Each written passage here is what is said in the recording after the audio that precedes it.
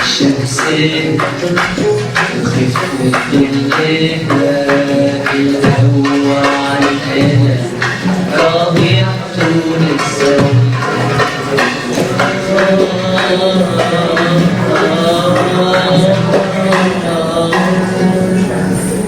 دلوقتي كل شهر ونخيل ونسيم بالنسبة لهم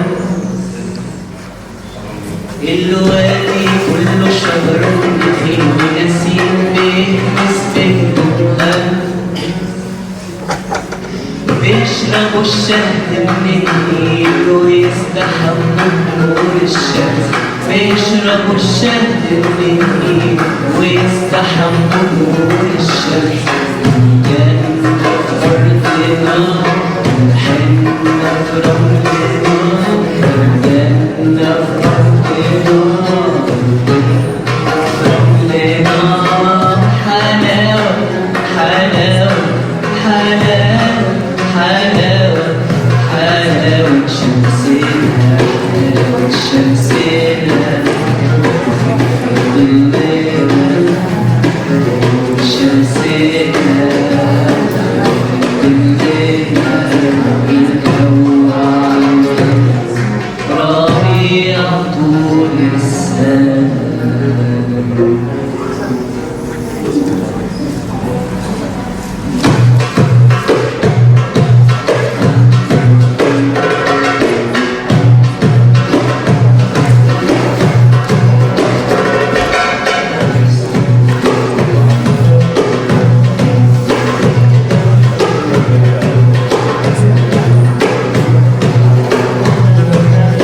السماء والبحر والكرة الأرضية والخضار الصغير الهواء والمية السماء والبحر والكرة الأرضية والخضار الصغير الهواء والمية كلهم حواليه هو اللي عليه كلهم حواليه هو اللي عليه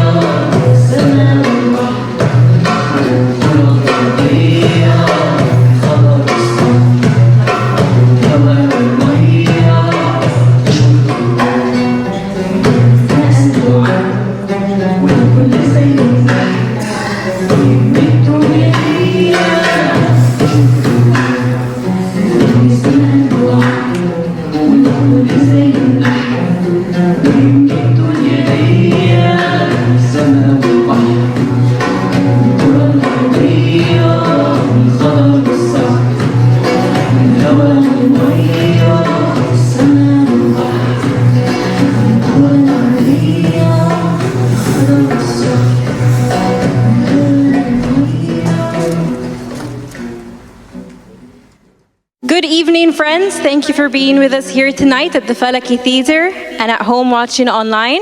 We are live streaming around the world as we speak, and it is important to acknowledge our friends wherever they may be.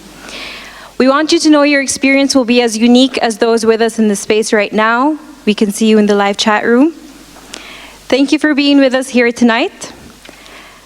This is the part where we ask you to turn off your phones. And yes, we can see you. We can see the light pop up on your faces. I see you. Okay? Thank you. This piece is the result of a lot of really smart people trying to draw attention to what may be the last best chance to save something really important. Not the planet, no, us. If we have learned anything from the pandemic shutdown, we have learned that the Earth has a remarkable ability to heal itself, as long as we aren't there. We don't need to save the planet. We need to save us, because the Earth will still turn, with or without us.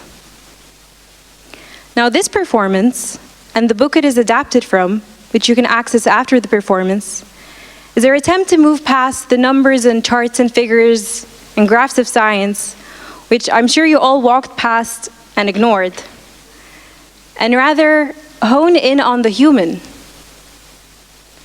As Maya Angelou said, people forget what you said. People forget what you did. But people will never forget how you made them feel. And now, all of this is leading to remind you that when you first walked in here, you were given a little paper bag. Kindly open it. Those at home, we asked you to prepare this ahead of time.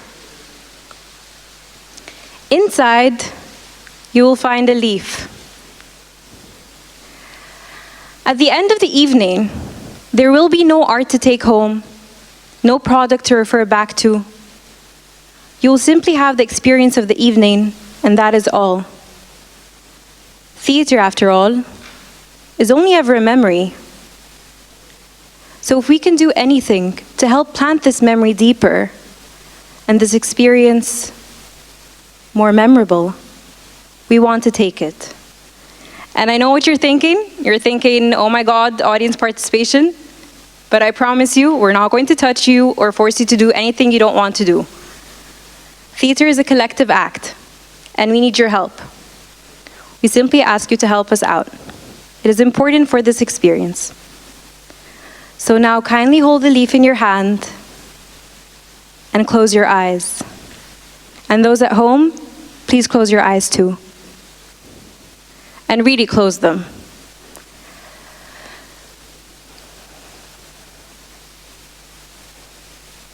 Before we offer you our stories of the present and not too distant future, we want you to think back to your past. Let's coax the brain a little into working with us. Think back to last week, last Thursday. Where are you? Who are you with? Do you remember what you're wearing? Can you see your shoes? Last week may be easy to recount. The brain is slowly waking up. Let's go a little further back. Early this year, January, before the invasion of Ukraine, before the Beijing Olympics, and around 3 British prime ministers ago. What's the weather like? Do you remember? Do you remember being stuck in your car for hours because of the rain? It was the coldest winter in a decade here in Egypt. Do you remember the hailstorms? Perhaps you can remember something, but not everything from that time. Let's take a further leap back and still keep your eyes closed. Think back to last year, 2021. One of the hottest years ever recorded. We hear that phrase a lot now, don't we? In fact, the hottest 7 years recorded have all been since 2015. The top 3 being 2016, 2019, and 2020. But But can you remember a particularly brutal day where it was so hot?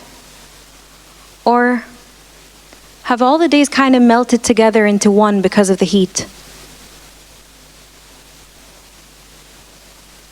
Maybe that's why we go to the North Coast, if we can. Let's take a bigger leap. Think back to when you were 6 years old and really see yourself. Do you remember your backpack? What color is it? How about your lunchbox? What snacks did you get? Did you exchange them with your friends? Fight over who gets what? Maybe you walked to school. Or maybe you rode the bus. Or perhaps someone drove you there. When you get out of the car to walk into school, someone helps you out. Hold out your hand in your imagination. Someone takes it. Let's say it's your mother. Someone else takes your other hand.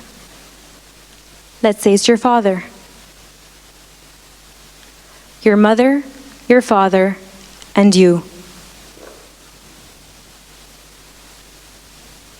When you look back behind your mother, there are people with their hands on her shoulders.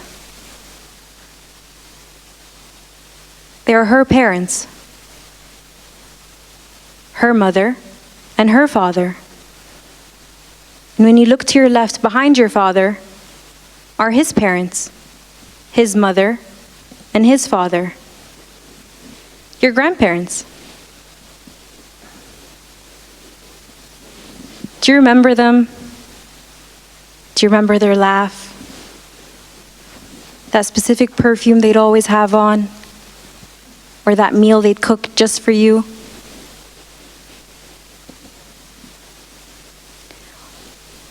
Standing behind your grandparents are their parents. Your great-grandparents, 4 grandparents, your parents, and you. Did you ever get a chance to meet them? Or do they only exist in pictures for you? Perhaps you can recognize yourself in their features. Maybe you have the same smile or the same eyes. Standing behind the 8 of them are 16 great-great-grandparents. What are their names? What are their dreams? All of them, all looking at you.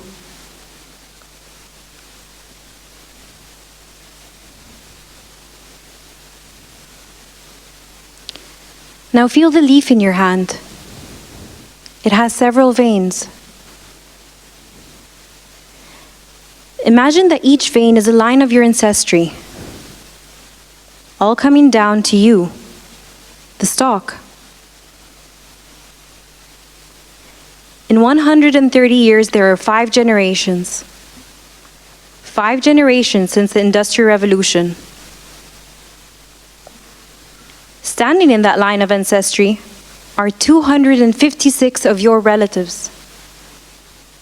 Of course, if we kept going further back, we could find that the ties of kinship overlap so much that it means that you are related to every single person in this theater. 5 generations. 5 generations since the Industrial Revolution. And now, friends, gently, very gently so that the light doesn't affect your eyes, open them. And look at the leaf in your hand. Turn it over and look at the veins. From the stalk, there are 5 other stalks. 5 generations.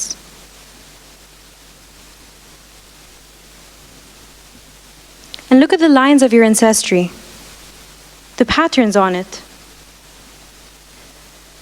If you look closer still, there are even more stalks interlocking and tinier veins branching and branching, creating an infinite variety of patterns.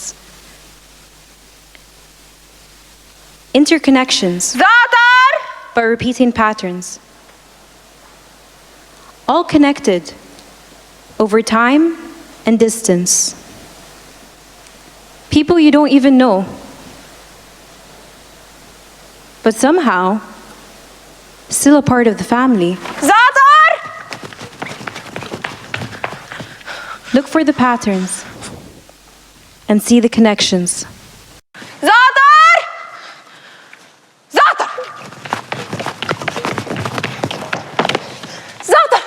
انت نايم وانا عماله ادور عليك من بدري، عماله رايحه جايه زعتر زعتر زعتر، وكل ده وانت ما بعدتش عن البيت. ينفع كده؟ ماما قالت لي ما تروحيش في اي حته، انا هجيب ميه واجي، خليكي هنا. وانا سمعت الكلام وما رحتش في اي حته، بس ماما اتاخرت قوي، بقالها كتير قوي. انا خايفه.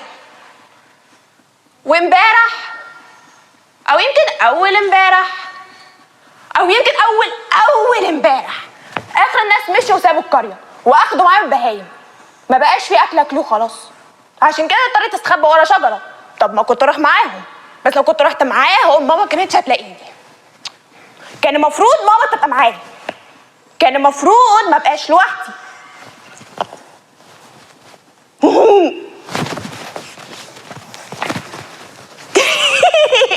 زعتر الماء المعصر بتاعي قربت، تاخد شويه؟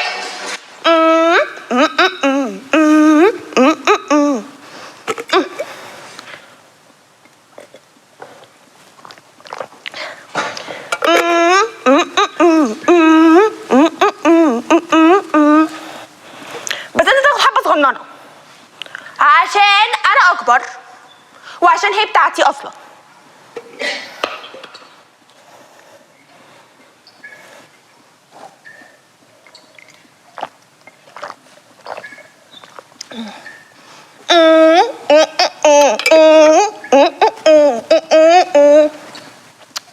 خلاص رجع لسانك جوه بقك. انا عارفه انها مش كفايه، بس هنعمل ايه؟ تعالوا نخش جوه. تعالوا زعتر. Oh, my head. Oh. You know how they say you can't have too much of a good thing? You work hard, you have a good job. You should be allowed to let off steam 1 or 2 or 4 nights a week. I write public service announcements. That one about skin cancer with the dad and his kid at the beach, that was mine. Every time I heard of someone who'd gone to get a mole checked out, I felt a little jolt of pride. I miss that kind of work, that sense of human connection. Now I'm also my contracts are for recycling, their energy consumption. I spend my days scrolling through images of melting ice caps, plastic strewn beaches, trying to find something that people might relate to. Oh, but I can't keep staying out until 3 a.m. This is what I've been working towards all these years. An apartment in a nice neighborhood, near a park where there are birds that sing me awake in the mornings.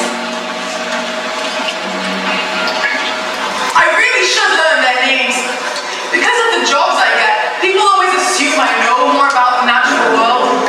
It'd be nice to be the sort of person who can hear a bird singing and know what it is. Maybe on my way home from work today I'll stop into a bookshop and pick up a guide. Oh, I could really do with a holiday. Or at least a day off. But I have to be at work in 20 minutes. And we are still investigating the water crisis that has affected roughly 750,000 residents. The mayor said that the city needs literally more than $1 billion to replace our entire system. Residents are lining up for hours in front of water trucks to get even one bottle of water. Water pressure is yet to be restored, and it could take more than 6 weeks, and that means tap water is unable to be used to drink, cook, make ice, wash dishes, or even brush your teeth. No water? This is outrageous! Can I really be cleaning the water tank without giving anyone notice? What are we supposed to do if there's no water? We can't get ready for work!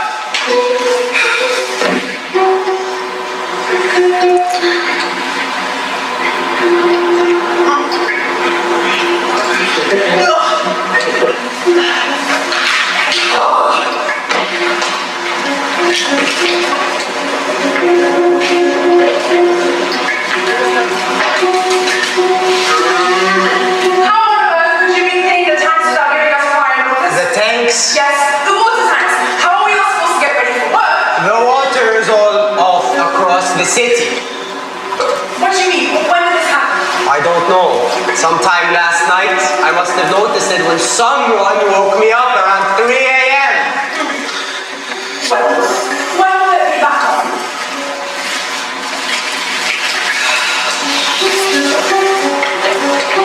At least the city center's pleasantly quiet. I hope they don't look to be arriving a few minutes late for the work. The office is empty.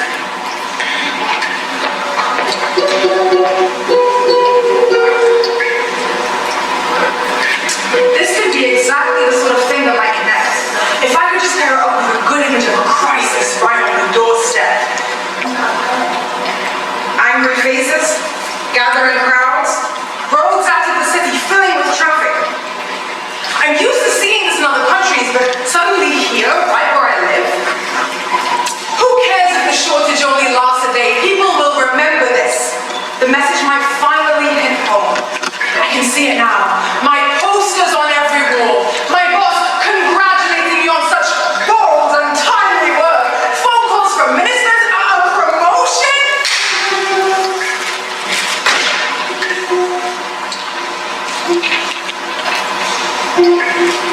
The roads sure are quiet. Many of the other buildings look empty. Guess I should go home.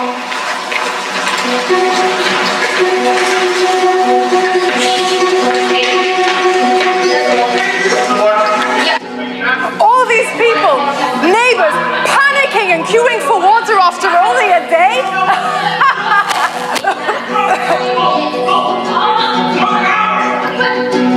Hey,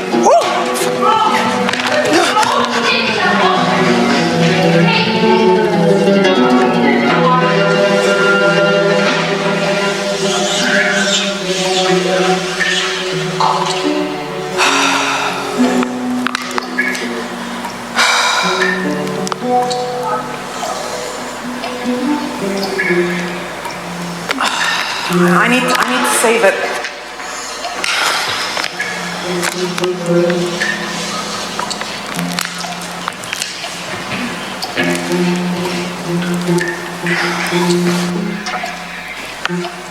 Just a sip.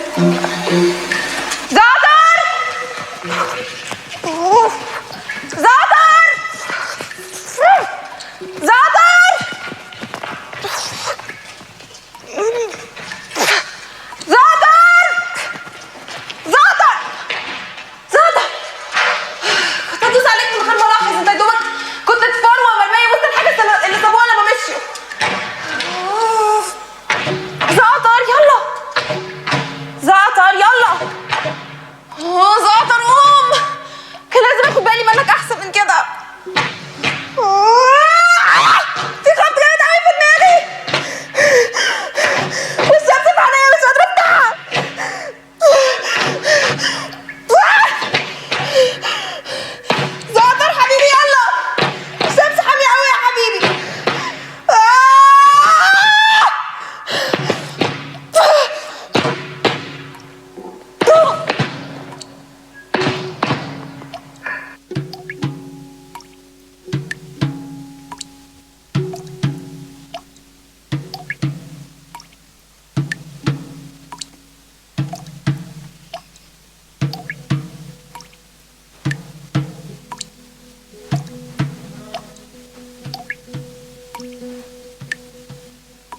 أنا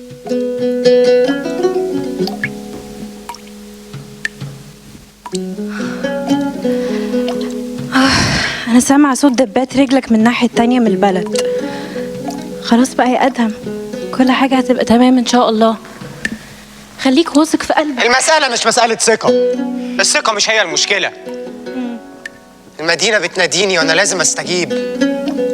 مشكلة المياه اللي عمالة تزيد دي شلت الأراضي الزراعية اللي حوالينا، والحكومة قللت حصص الري تاني. دي 5 مرة يعملوها في 5 سنين فاتوا.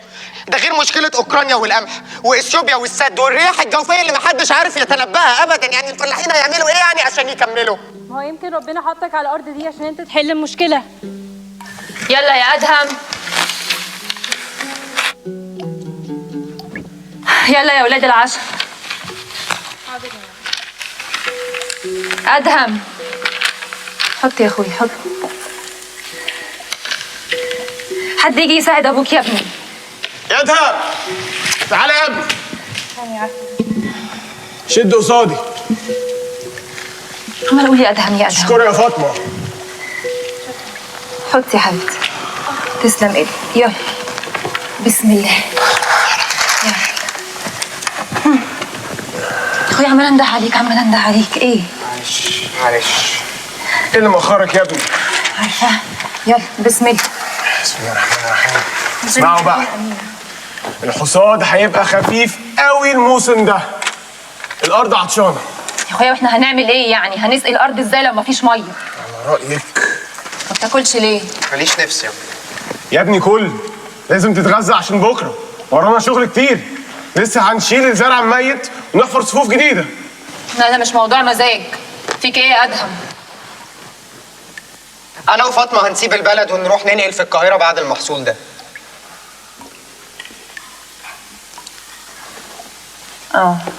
وهتعمل ايه يعني؟ هروح الجامعة. وأبوك؟ مين هيساعد أبوك في الأرض؟ أبوك ما عادش صغير زي زمان. لا متشيلوش همي. خليه يسيبنا وتبلعوا علب الاسمنت. يابا القصة مش كده يابا، أنا عايز أأمن مستقبلي ومستقبل مراتي ومستقبل بنتي. الحكومة هتقعد تقلل حصص الري لحد ما يجفوا الوادي كله. واحنا كل ما نكلمك تقول لنا الحكومة. يابا هيعملوا إيه بس؟ المشكلة مش في مصر بس، المشكلة في كل حتة. إثيوبيا منع إمدادات المية، ومشكلة المية دي بتزيد. الصحراء بتقرب علينا يا جماعة.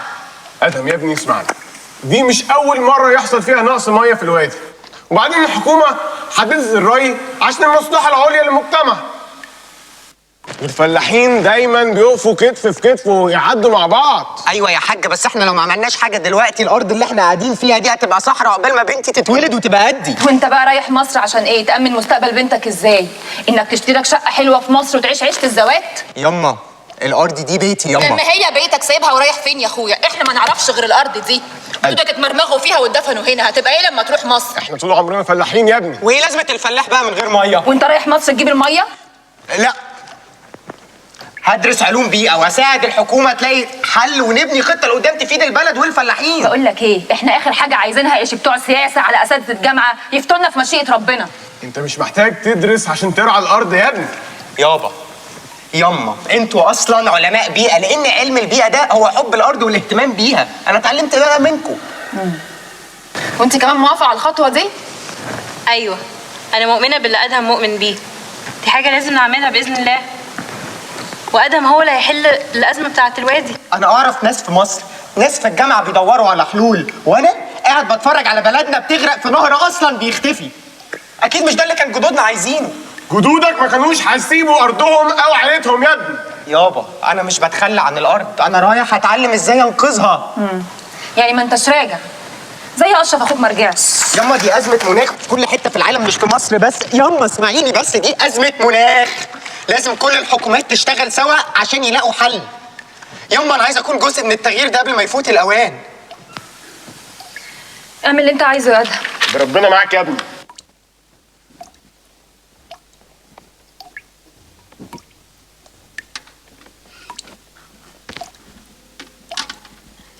لو كنت بغمض عينيا تاخدني الأحلام من ايديا لبعيد نرفرف في السما وننسى المواجع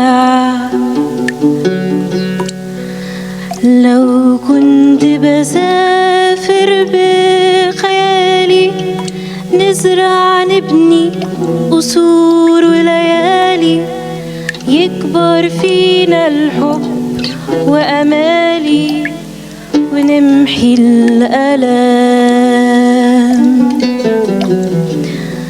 دنيا فيها ملامح ناس، أساسها بؤس وذل وقهر، الواقع قاسي وغاوي هد اللي بنبنيه.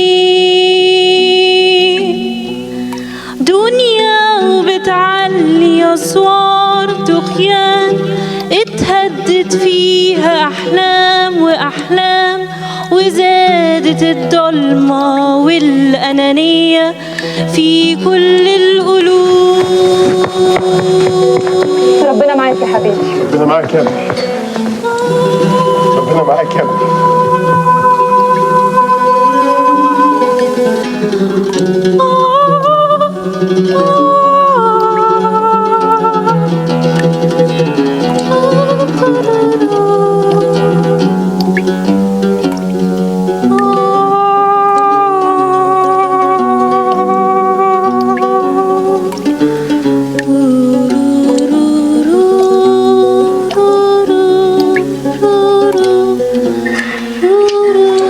هو انا راحت عليا نومه؟ هي الساعه كام؟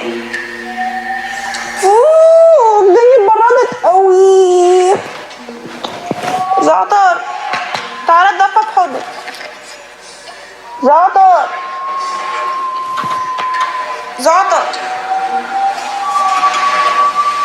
زعتر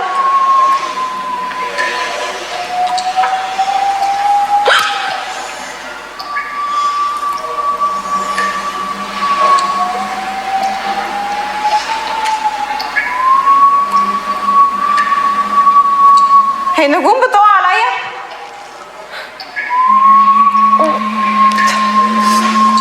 هو انا عينيا مزغلله؟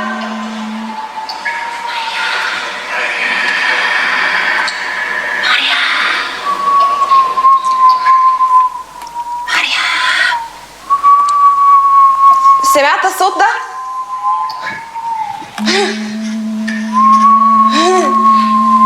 حاسه حد بينادي.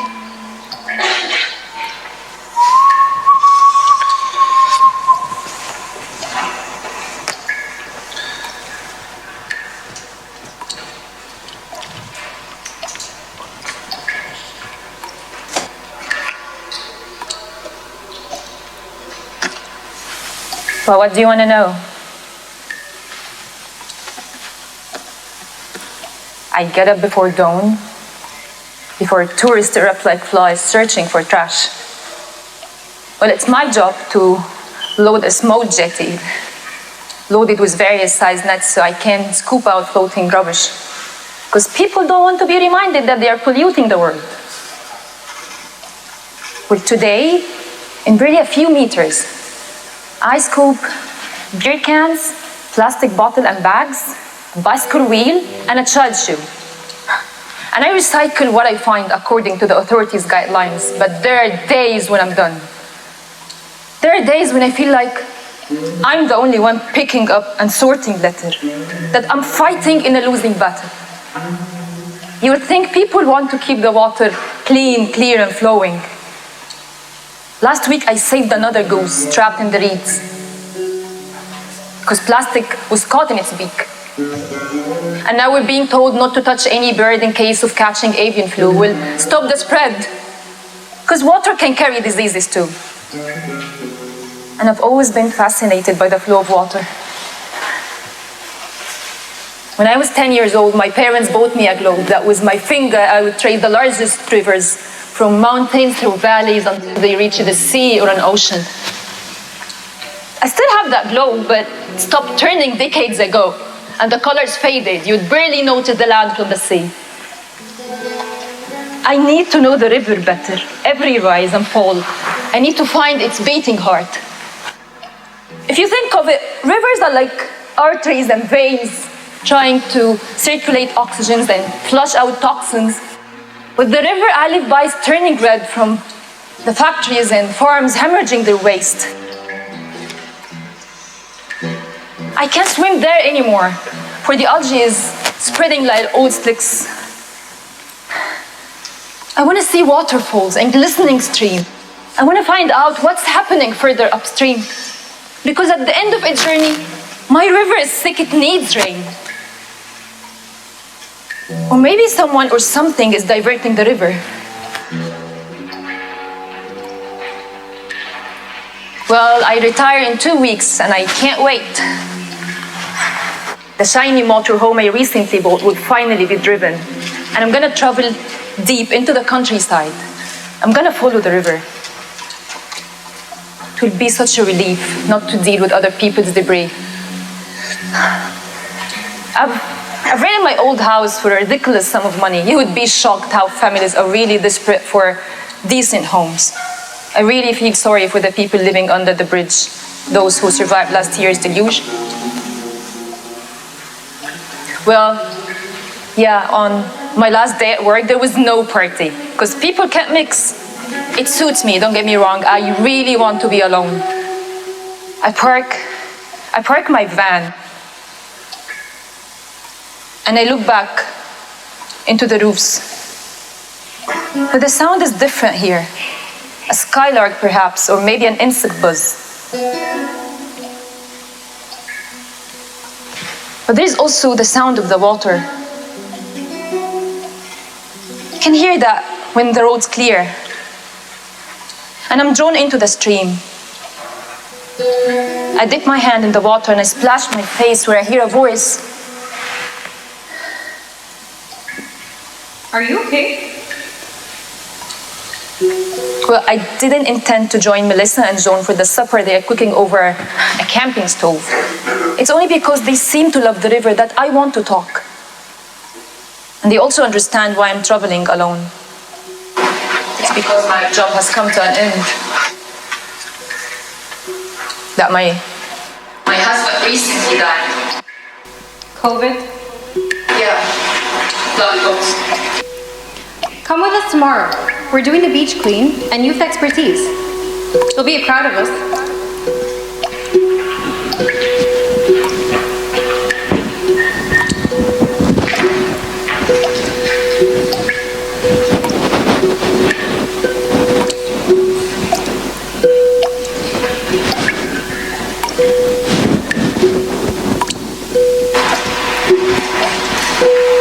The next day I walk in tandem with others.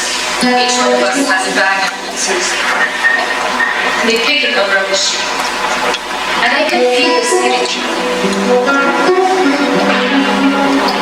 Before we know it's gone, we start it. Because we were planning and the earth turns, trying across the waves. I remember my parents saying, 12 feet in time. Hey, buongiorno.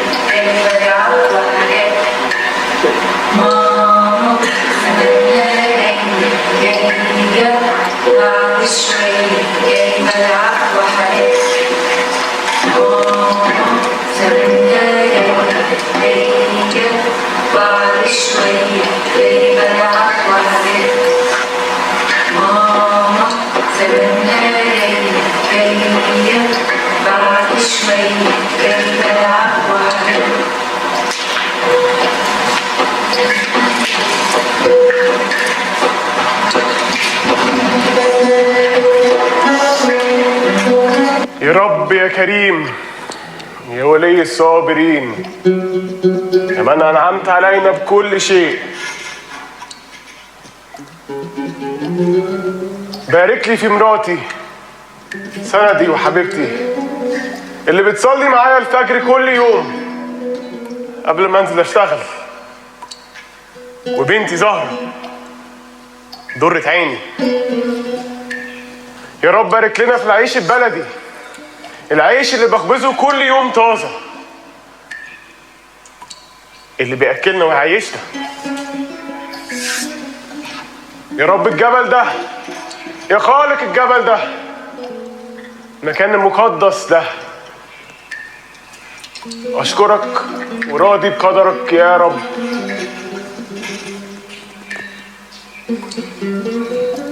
كنت بقول الدعاء ده كل يوم قبل ما انزل اشتغل. كان طول عمري نفسي ابقى سايح والف العالم، اركب طياره وابص على العالم كله من فوق. كان نفسي ابقى فوقيها، بعيد عنها، مش جواها.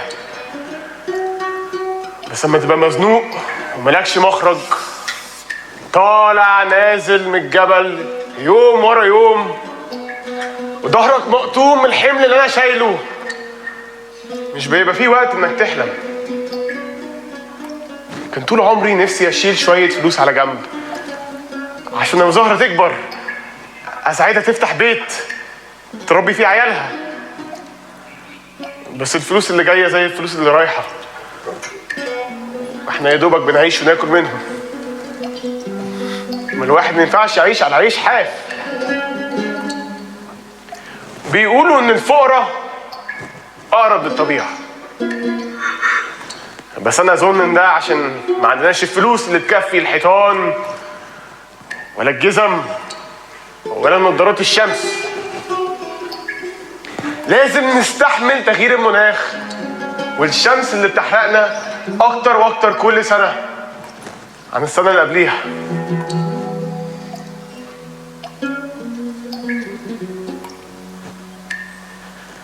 اما اول قطره ميه نزلت على وشي انا ما كنتش مصدق نفسي. بصيت فوقيا وانا على الجبل وانا مصدوم، شايف سحاب بيلم على بعضه بيغيم وشويه وتنزل مطر مطر، وانا مش مصدق نفسي. في ثواني الدنيا كانت بتغرقنا كأنها طوفان. شعري كان لازق في راسي، هدومي لازقه في جسمي، وانا بجري وبنده اللي حواليا يعملوا زيي. انا وكل الرجاله اللي بيشتغلوا على الجبل كلنا بجري والشبشبي بيزحلقني، بس عمري ما وقعت. كلنا بنحاول نوصل للقريه. اما وصلنا للطريق لقينا الطريق كله ميه ومتكومه ومش عارفين نعدي. اضطرينا نطلع الجبل تاني، نطلع كفايه ان نكون فوق مستوى الميه. قعدنا في اقرب قهوه على الجبل.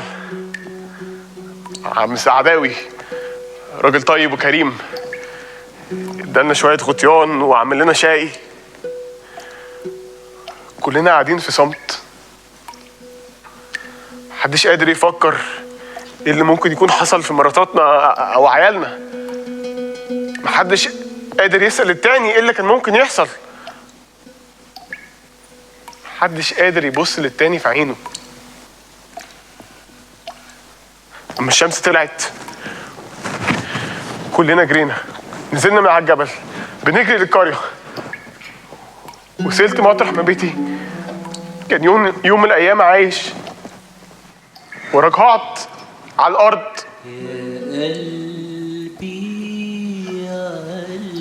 فيضان دمر القرية كلها بأهلها.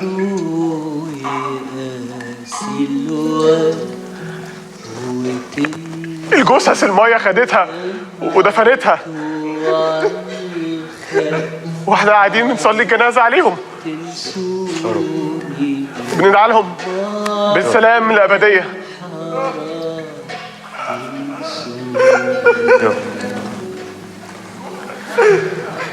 يا زهرة يا بنتي،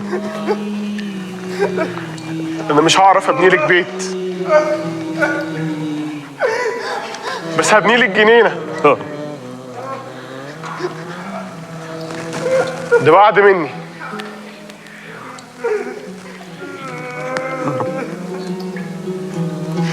يا رب.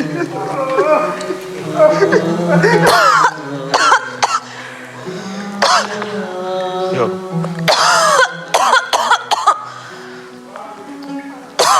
يا رب.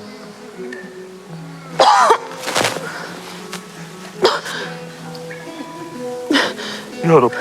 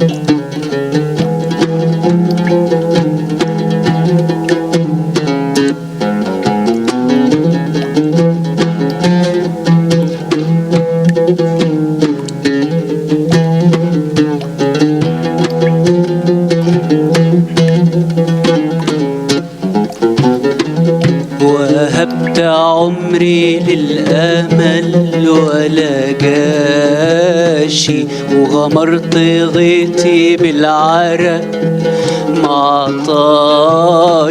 وهبت عمري للأمل ولا جاشي ولا جاشي، وغمرت غيتي بالعرق معطاشي. ورعت لمحبوبي هوا مرعاشي، والليل عليا طويل وانا العليل. موجود دوا بس الطبيب ما رضاش، والصبر فين؟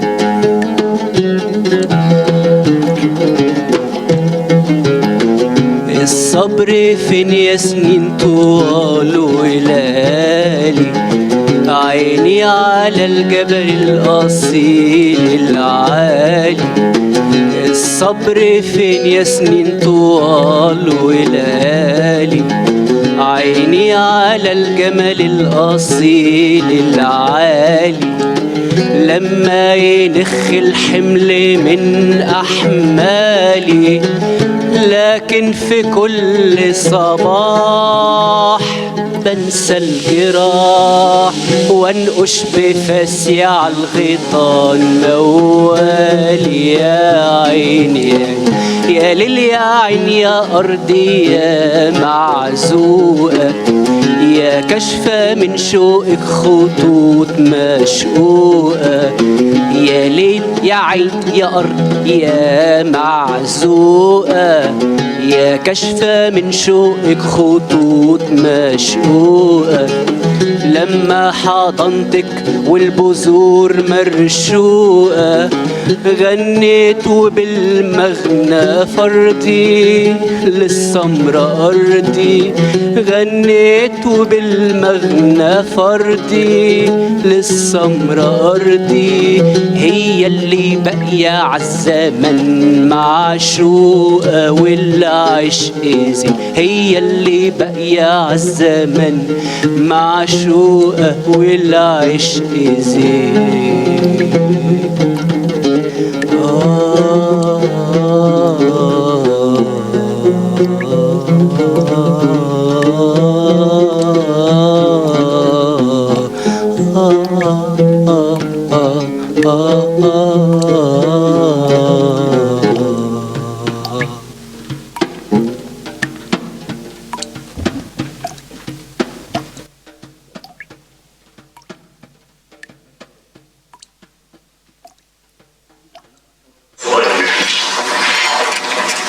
كوكب ماشي وسارع وسط الظل، وسط نجوم مش مهتم ومش مفرش، ماشي ساكنة معاه في طريق كل حاجة فيه كلنا لازم نتخيل الحقيقة اللي كده. لما نفهم يجي اليوم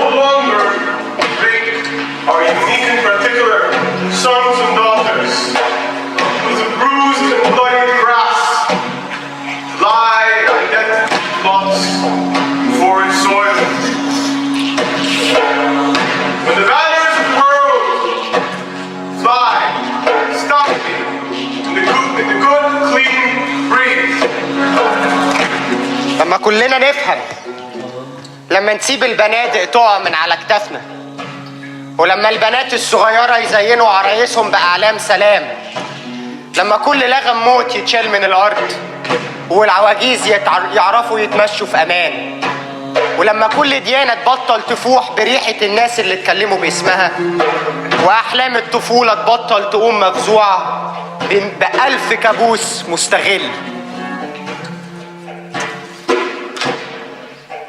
When we come to it, we will confess that not the pyramids, with their stones set in mysterious perfection, nor the gardens of Babylon, hanging as eternal beauty in our collective memory, not the Grand Canyon, kindled into delicious color by western sunsets, nor the Danube, flowing its blue soul through Europe, not the sacred peak of Mount Fuji, stretching over the rising sun, neither Father Amazon nor Mother Mississippi, who without favor nurture all creatures in the depths and on the shores. These are not the only wonders of the world. لما كلنا نفهم احنا اللي عايشين على كوكب رحالة، اللي ايديهم بتتمد كل يوم على قنبلة او سلاح، واحنا بنمضي في السر اتفاقيات سلام. احنا نفس البشر اللي بيغنوا اغاني مفيش في جمالها يسمعها القلب فيرفرف وسط اوجاعه. لما كلنا نفهم احنا اللي عايشين على كوكب رحالة، اللي ايديهم بكل سهولة ممكن تضرب وتخطف روح من وسط مجاريها، نفس الايدين دي ساعات بتلمس بلطف وحنان مفيش زيه، حنان بيتكسر تحتيه كل شوكة غرور وتنحني له كل مناخير مرفوعة في السماء. من كل الفوضى دي ومن كل حاجة وعكسها بنعرف اننا لا ملايكة ولا شياطين. When we come to it, we the people on this wayward floating body, created on this earth, of this earth, have the power to fashion for this earth a climate where every man and every woman can live freely without sanctimonious piety, without crippling fear.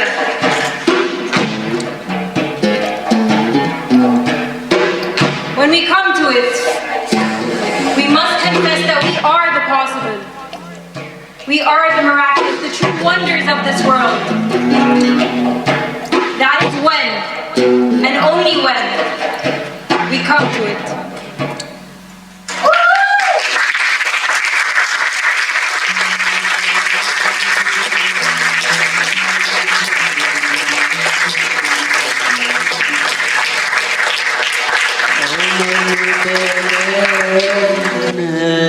اللي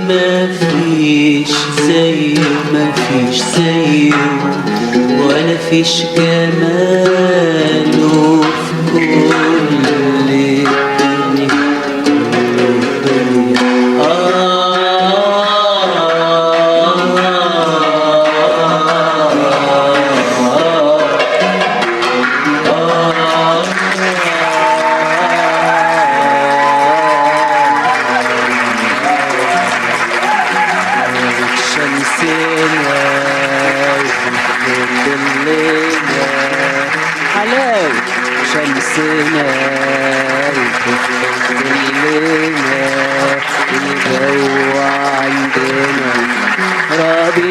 طول السنة احنا شمسنا ظلنا احنا شمسنا ظلنا الجو عندنا ربيع طول السنة.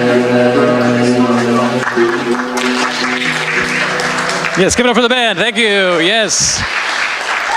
Ladies and gentlemen, we're going to have a talk back in a few moments. If you just stay with us here, we're going to bring on some scientists and some sustainability managers to talk about this. This whole entire project is about bringing strangers together to talk to other strangers about strange things that are happening in the world. So if I could have my invited guests, Fahad, Ian, and Yasmin come back on stage for us, please. We'll set up and we'll have a little conversation. A conversation, not just a talk amongst scientists, but actually a dialogue. That's what we want to have with you here. So if you can think of something that you've always wanted to talk to a scientist about climate change about, here's an opportunity. Thank you very much.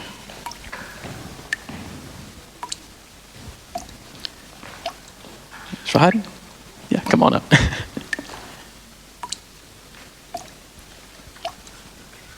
Welcome back. Thank you very much for coming back.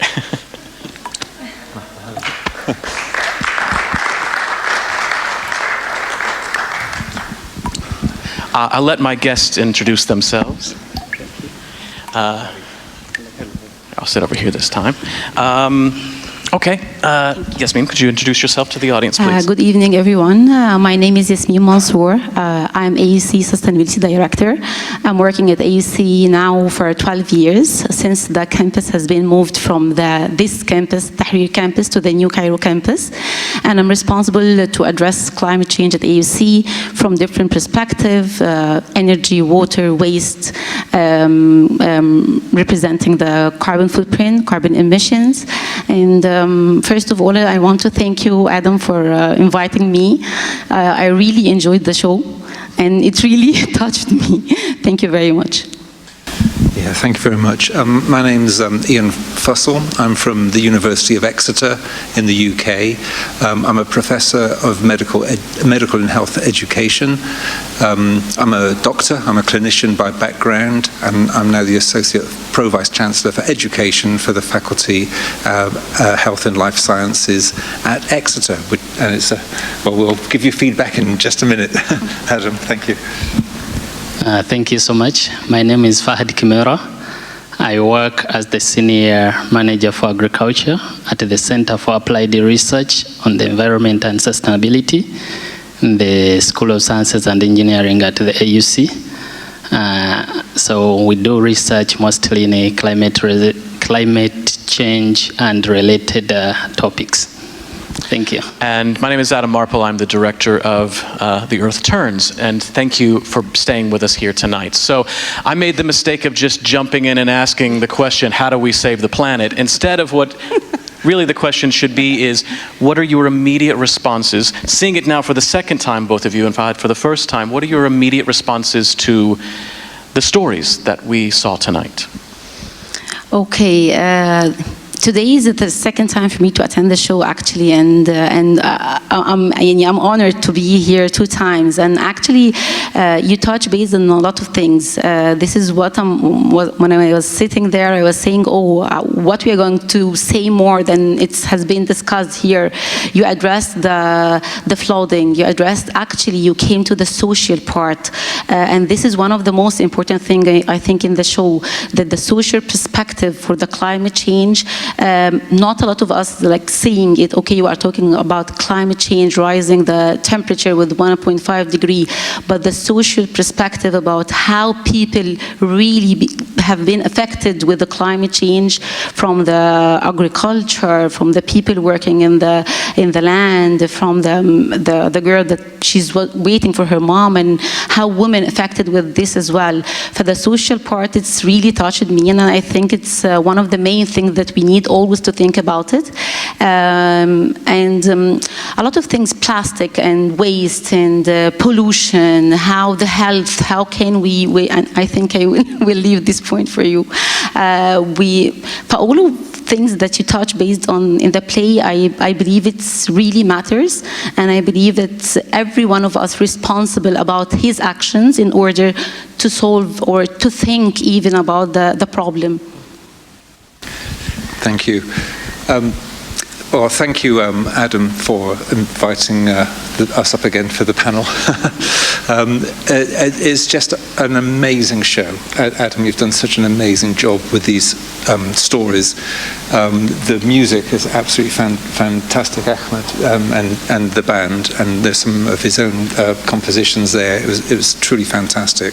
My colleagues from the UK that have been the energy behind this project, and Sally helping sort of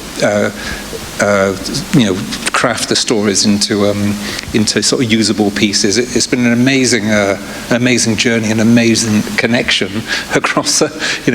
We've never met each other before, have we? We've talked on Teams, and we've had this sort of this idea, and here we all are connecting over this issue. For me, the second time seeing this. I mean, it's very emotionally powerful, this performance, and it does something different to reading the stories for me. But what came across more for me tonight was the message at the end, and the message at the end is very, very strong. That we are sort of complicated creatures, and we are clever, you know, and we can find solutions, and we do need to sort of pull that together and have some hope, because with hope we can do something, and that came across very powerfully for me tonight, Adam. So thank you.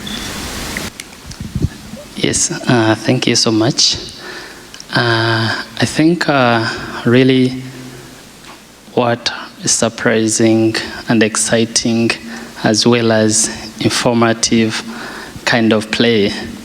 What I really realized here was, you know, when the play, this was my first time to see it, but when it was starting, they were mentioning that whatever is happening around us, the climate change happening around us, it's actually not against the planet. As the play says that the earth turns, for it, it's gonna turn all the time. It has been there and it will turn always. But when it turns, what's gonna happen? You know, when it gets to the night and during the day, the people, the way it was connecting by the end, connecting the whole climate change issue to the people, I really felt it. It was somehow some sort of bridge, you know, showing that it's a collective effort to save the planet. It's not specific groups. Yes, there are some people who are more responsible, but then you find that actually the people who are not contributing agents to climate change actually suffer most, you know. So that's why it's very, very important from when they were trying to illustrate from the childhood, teaching your own kids the principles and the ways on how you should save water, you know. Honestly speaking, everyone knows here, but if you would ask that, okay, in the morning when you're brushing your teeth, like how he was doing, who closes the faucet? Who closes the tap when you're brushing your teeth? You know? So that much water that actually flows, it's so small like this. Or let's look at the mosques or like places where we get wudu. You know, someone opens the tap and it's flowing all the time, you know. This is very small water, maybe 2 liters, 3 liters, but how many people are doing it? And from how many areas? You know, so it's really very, very important. And finally, I will finalize this by the leaf we are having. The plant kingdom, I'm an agronomist, I'm a crop scientist. The plant kingdom is one of the most organized kingdoms.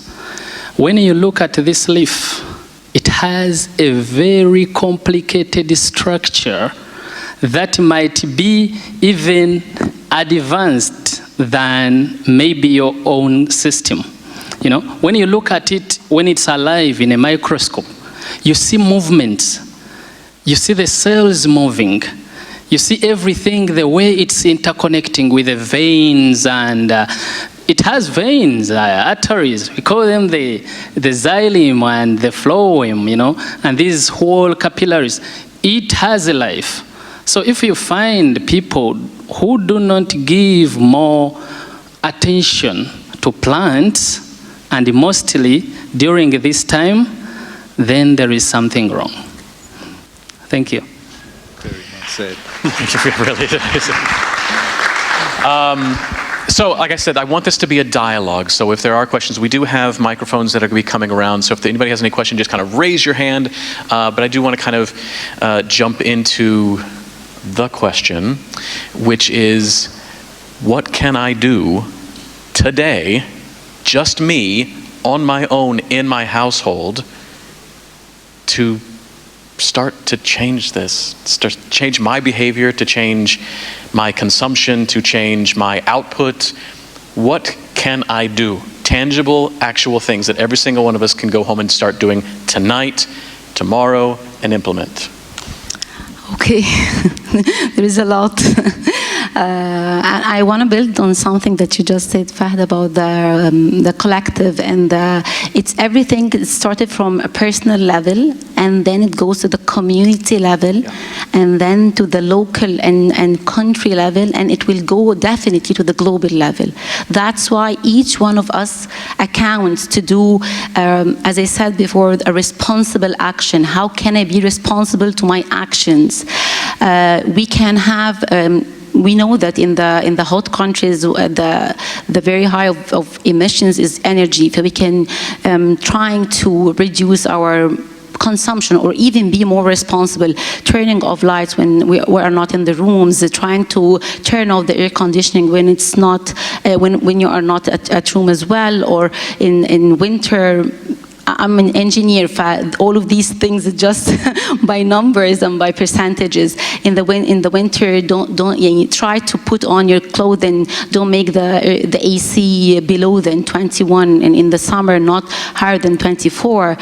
Try to reduce the water consumption, as Fahd said as well. You know that when you're brushing your teeth and you're leaving the taps open, it takes around like 8 liters.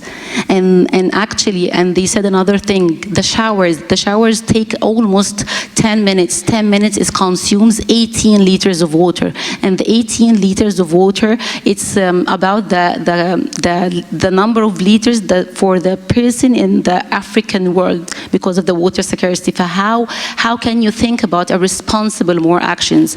Trying to reduce waste, especially plastic, remove from the plastic bottles to reusable bottle, and even if you are outside and having a plastic bottle, try to put it in the sorting station if there is a sorting station in the place that you are in. Try to use a reusable bags.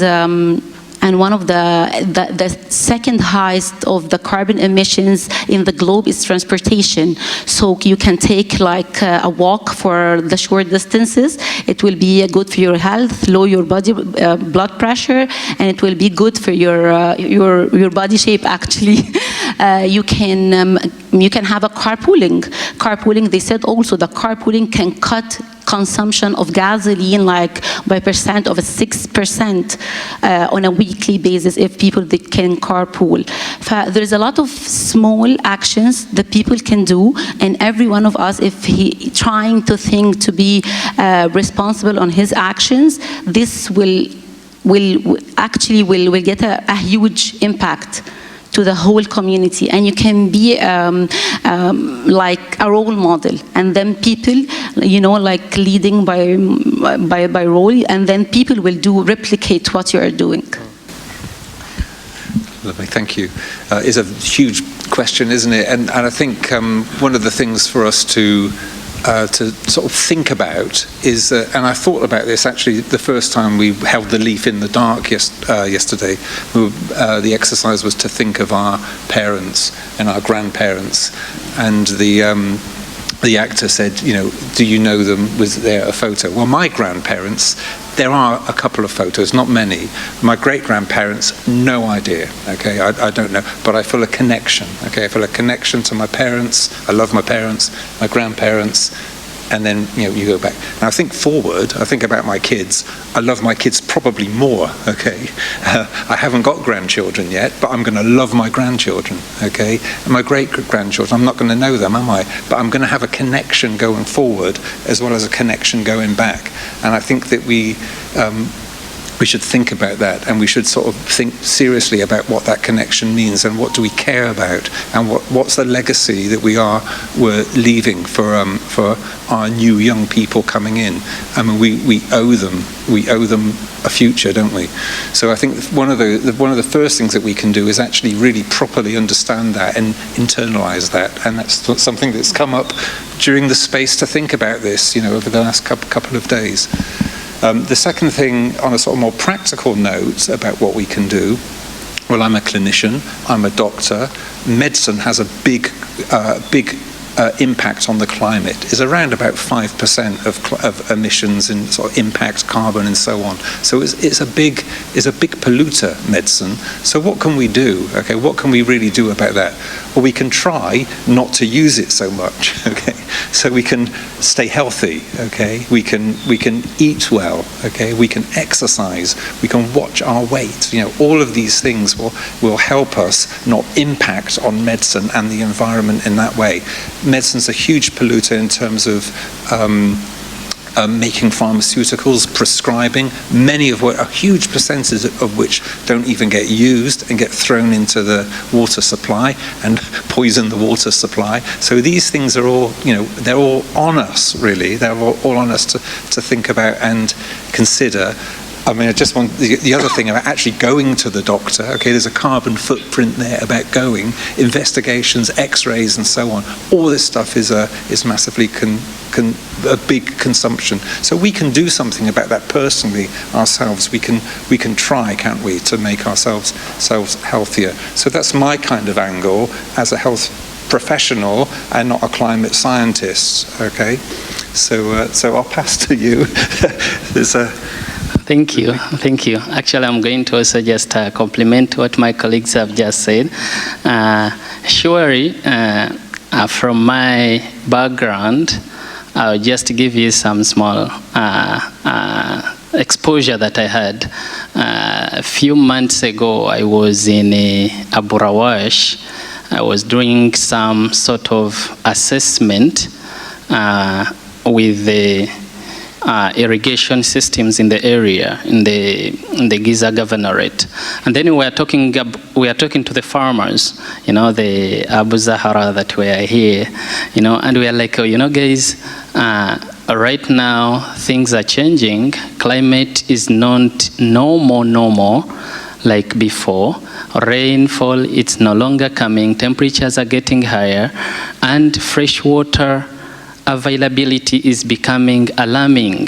So you need to shift from traditional irrigation, which is the flood, where we just let water go by gravity in the lands, and we're like, you need to install drip irrigation, which is 80% efficient, saving up to a very big amount of water. And then I was really surprised how the guy replied me. One of the guys, he was like, okay, how much does it cost to install a drip irrigation system? And I'm like, okay, for your Fadan, maybe it would cost you 40,000 Egyptian pounds or 30,000, depending on the quality that you're installing. And he's like, okay, how about flood? How much does it cost me? And he's like, I was like, nothing actually. He's just paving canals and water's going through by pumping or by gravity. And then the question I asked him is that, do you think the water that you're letting out to the farms, the same amount you allowed now, is it the water that your grandparents were allowed to let, or it's different? And it's like, no, they have put a lot of policies and it's now less water. And I'm like, yes. So this, imagine to your kids, like what you were saying, So my point here is the mindset that we are trying to put into people, ourselves, our own kids. One morning I was surprised by my 4-year-old daughter. She was like in the bathroom and I opened for her water and she's like, Daddy, this is a much water, you're wasting water. And I'm like, oh. I never taught you this, but anyway, you learned from school. So I was really very, very happy about that. I mean, the mindset is really very, very important. Secondly, from a personal point of view, also I'll give an example here. For example, Egypt annually it produces it consumes around 10 million tons of wheat, if I remember very correctly. And for example, this year, 2022 to 2023, it's expected to have about 50% of the production inside the country. So it means like up to 40 to 50% of food would be imported. And where is it going to be imported? We saw it in the play, like we see what's happening with the war zones and stuff like that. So I think it's more important with my point that food wastage is very, very key. you buy food at home or you cook food at home and then you end up throwing almost 70% of the food. You know, it's really very, very important that we try as much as possible to be more careful in our consumption behavior, you know.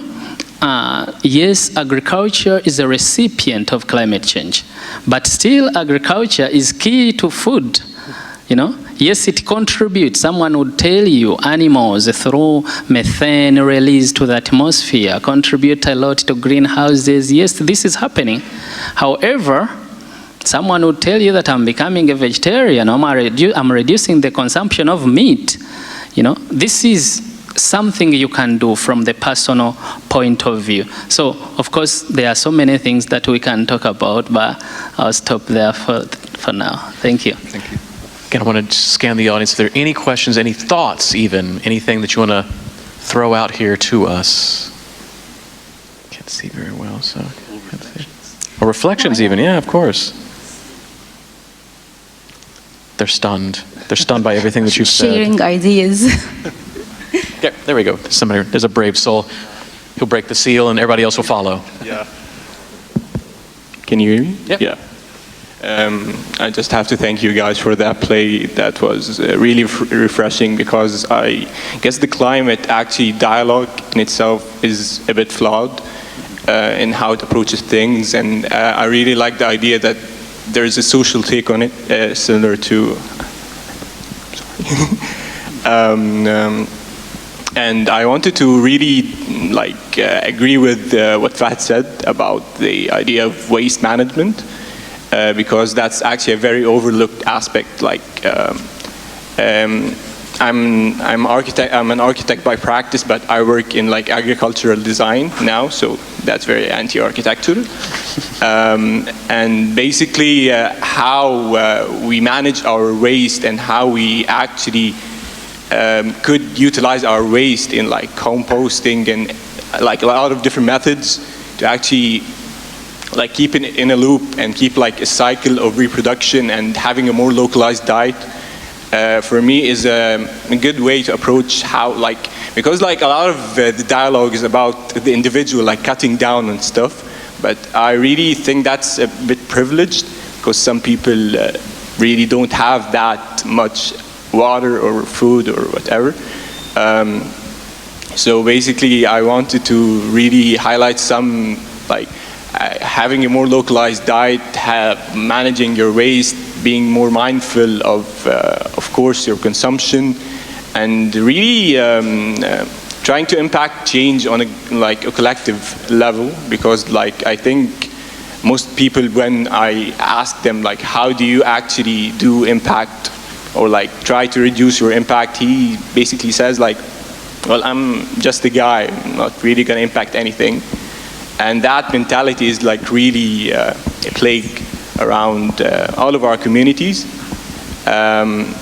which I think is correct in a sense, but because collective action and policies have to go hand in hand, because me as an individual can impact the environment in a positive way, but I'm a blip in consideration of the big corporations who actually impact the highest amount of pollutants and carbon emissions and stuff like that.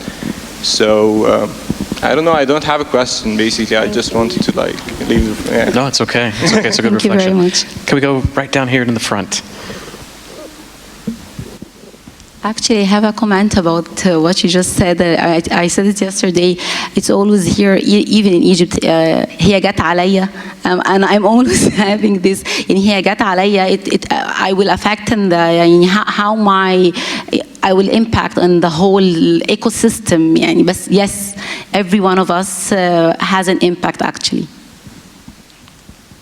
Hi. I would like to thank you very much. It was very inspiring and to the point. And I like the idea that you put in the limelight the intangible cultural heritage, which is our heritage, but it lived on. And when we look into it, we realize like our grandparents were actually the environment's best friends. So intangible heritage is what you were just trying to say, where this the young guy wanted to leave to learn more, to be able to, you know, let the future be in touch once more with the past and move on. And I think this is our only salvation, because if you really look deep into it, I had the section of cultural heritage, and you know, for the past 11 years, whenever I look back, we all had it. We had it figured it out. You know, we're back using pottery now is in fashion, and it has always been in fashion. Glass, the milkman, whatever it is. We already had it. The village, the Egyptian village at least, they were known that they would recycle every single thing. They were like zero waste until modernity hit in the 70s, and like, there you go. Perhaps a little bit before the 70s. But that's the case with the whole world. And this is amazing that they're putting this in the limelight, because we need everything. We need our past, and to look through it very well, and to take it with us. Yes. Well done. I was actually commenting yesterday that this is my 52nd production that I've directed, and this is the hardest one because I had to say no to the way that I'd always done it before. It'd be so easy to use these lights. It'd be so easy to have a set built here. It'd be so easy to have all the things that I would normally do as an artist creating my art, but it's so incredibly wasteful that I had to say, it's not just reduce, reuse, recycle, it's now refuse. I cannot do that anymore. I can't in good conscience make things the way that I'd normally make them. And that's the things that we're talking about here, is we can't in good conscience anymore make the choices that we are making. We are going to have sacrifice. But if we can just start with the little sacrifices, the little tiny things, they will build behaviors into us where it no longer feels like a sacrifice. It's okay, right? I'm from Atlanta, Georgia. I'm used to the heat. I moved somewhere in Singapore, and I'm AC all day long, every single day, everywhere. And I come back here, and I have the windows open. I don't use the AC hardly anymore at all. And that's the thing that I have to kind of just wean myself off of things. I have this bracelet that I wear. It says, do hard things. And I recognize the privilege of that statement, the privilege that we all have to do that. But I have to remind myself, I have it so very easy. I have it so very, very easy compared to others, and the global south especially. I need to do my part, and what are the things that I can do? And I fail, I falter at this, of course. But what are the things that I can do, I can actually tangibly control? I can control this show. I refuse to use the 30,000 watts that it takes to light the show above our heads. Everything is rechargeable and portable and handheld by the actors. What else can I do, me in what I'm doing on my daily basis? That bicycle outside that you're going to pass by, that's going to power my next show. I'm going to have actors on those bicycles powering the lights of that. It's me figuring out sustainable ways to continue to make beauty happen. And that's in your field of whatever you're doing as well. What's the thing that you can do? What's the little thing that you can tweak by still doing the thing that you're doing? It's what we're going to have to do anyway, so why not start now? Any other questions or thoughts? Any other? Yes, we got somebody right here.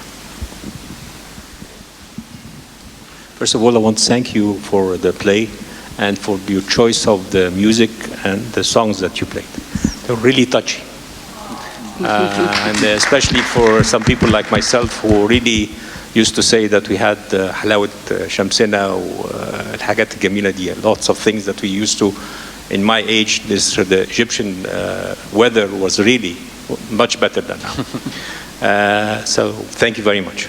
Second, I think having such plays is very, very important, because it really comes to touch people very closely.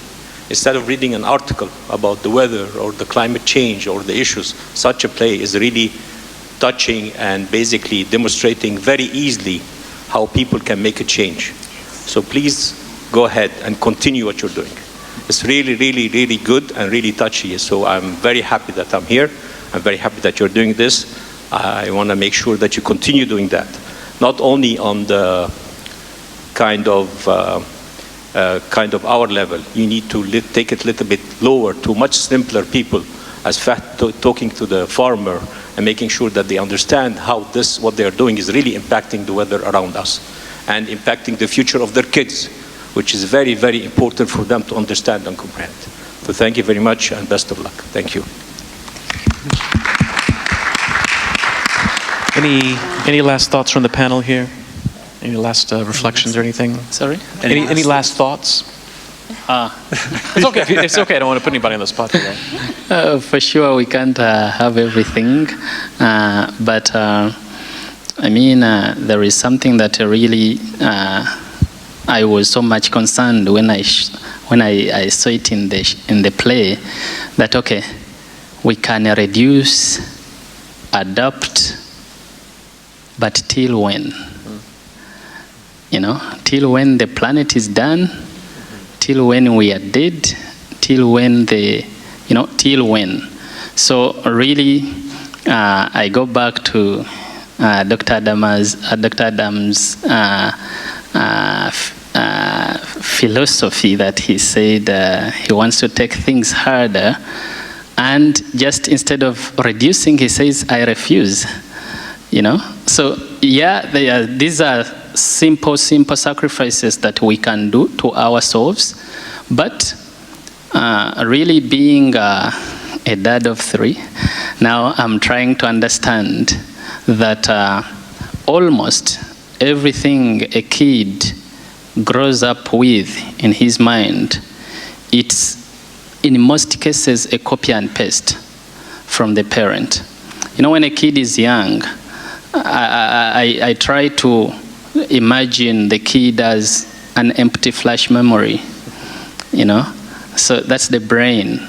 Whatever you put there, and trust me, because the brain grows, I think, up to 6 or how many years, I don't know. But whatever you put there, it's what sticks.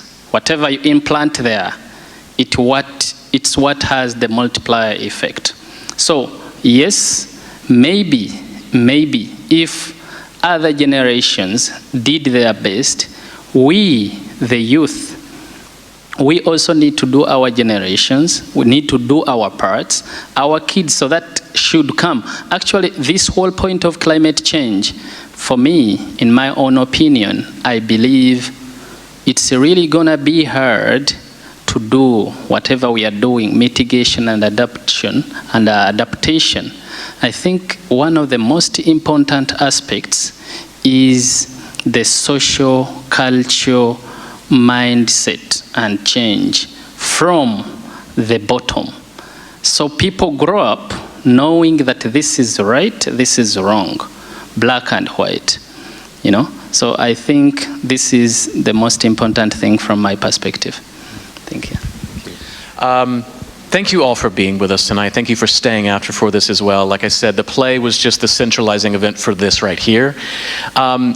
As you mentioned, should we continue to do this, we will be doing a part 2 of this in March of 2023. So this is the 45-minute version that we rushed out to get ready for COP27. There will be a longer version that we will do at AUC. We'll do it at the new Cairo campus. We will also be back here in March. And as I mentioned, the bicycles will be powering the performance next time. So we will continue this, and there were talks of maybe even a part 3, but we'll talk about that later. But yes, as I said, this is all portable, so we could take it to the farms. We could take it to the people themselves and do this. So thank you all very much. Have a lovely evening. Thank you.